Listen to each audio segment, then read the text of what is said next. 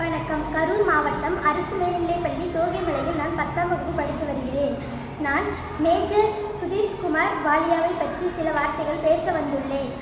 அவரது தந்தை இராணுவ வீரரான சுபேதர் மேஜர் ரூலியா ராம் வாலியா, தாயார் ஸ்ரீமதி ராஜேஸ்வரி தேவிக்கும் மகனாக ராஜஸ்தானில் உள்ள ஜோத்பூரில் மே 24, 1968 பிறந்தார். இவர் தனது ஆரம்ப பள்ளி படிப்பை பனூரி அரசு பள்ளியில் படித்தார். பின்னர் சைனிக் பள்ளியில் சேர்ந்தார். சைனிக் பள்ளியில் படிக்கும் போதே இராணுவத்தின் மீது ஆர்வம் கொண்டார். இராணுவத்தில் சேர வேண்டும் என்ற அவரது தீர்மானம் வயதுக்கு ஏற்ப வளர்ந்தது. ஜூன் 11, 1988 அன்று 3வது ஜாட் படைப்பிரிவில் நியமிக்கப்பட்டார். ஆகஸ்ட் 29, 1999 அன்று மேஜர் குமார் குப்வாரா மாவட்டத்தில் தீவிரவாதிகள் மறைவிடத்தின் மீது தாக்குதல் நடத்தினார். 20 ஒற்றைப்படை பயங்கரவாதிகளை கொண்ட நன்கு மறைந்திருந்த ஒரு மறைவிடத்தை அந்த அணி திடீரென எதிர்கொண்டது.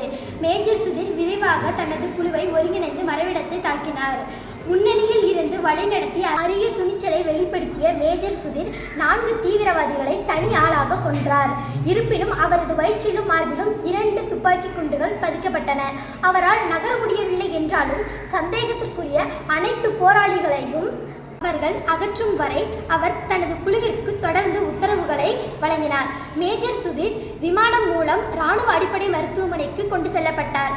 மேஜர் சுதீர் வாலியா ஒரு துணிச்சலான சிப்பாய் மற்றும் ஒரு சிறந்த அதிகாரி ஆவார். இந்திய இராணுவத்திற்கு உயர்ந்த மரபுகளை பின்பற்றி தனது கடமையின் வரிசையில் தனது உயிரை கொடுத்தார். மேஜர் சுதீர் வாலியாவுக்கு ஜனவரி 2000 அன்று நாட்டின் மிக உயர்ந்த அமைதிக்கான வீர விருதான அசோக சக்ரா விருது அவரது சிறந்த வீரத்திற்கும் திறமையான போராட்ட குணத்திற்கும் வழங்கப்பட்டது.